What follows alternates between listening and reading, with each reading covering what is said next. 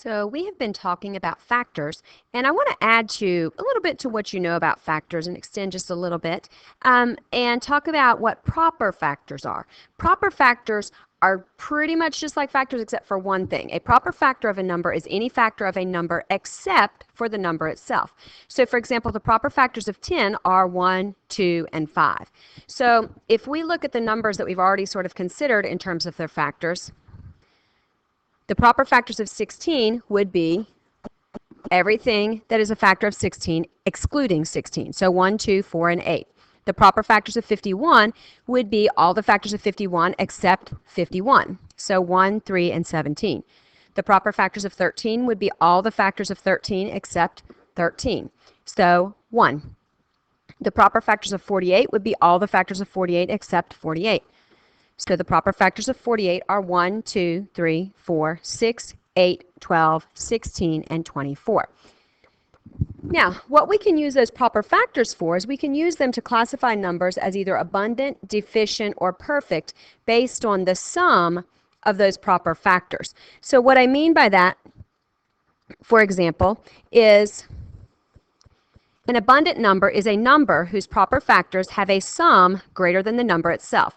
So if I look at 12 as an example, 12 is abundant because the proper factors of 12 are 1, 2, 3, 4, and 6. And if I add those numbers together, 1 plus 2 plus 3 plus 4 plus 6, the sum is 16. So 16 is greater than 12. So the sum of the proper factors is greater than the number we were finding factors of. Therefore, 12 is an abundant number. So if we looked at our numbers that we've already found factors of, for 16, its proper factors of 1, 2, 4, and 8 have a sum of 15. So therefore, 16 would be an abundant number. Or would not be an abundant number, rather, because the sum of its factors is less than 16. If we look at 51, the sum of its factors is 20, of its proper factors is 21. So the sum of the proper factors is less than the number, not greater, so therefore 51 is not an abundant number. For 13, the sum of its proper factors is 1, therefore it is definitely not an abundant number. For 48, the sum of its proper factors is 76. If I added 1, 2, 3, 4, 6, 8, 12, 16, and 24, the sum is 76. So that means that 48 is definitely an abundant number because the sum of its proper factors is significantly larger than 48 itself.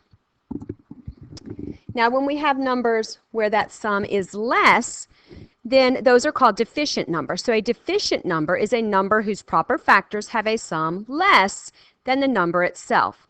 So proper factors of 16, for example. 16 is a deficient number because its proper factors are 1, 2, 4, and 8. And if I add 1 plus 2 plus 4 plus 8, that's 15. And 15 is less than 16. Therefore, 16 is a deficient number. So again, that means 16 is going to be a deficient number because the sum of its proper factors is 15, less than 16. 51 is also a deficient number because the sum of its factors is 21, and 21 is less than 51. 13 is a deficient number because the sum of its proper factors, 1, is less than the number itself. 48 is definitely not deficient because the sum of its factors is greater than 48.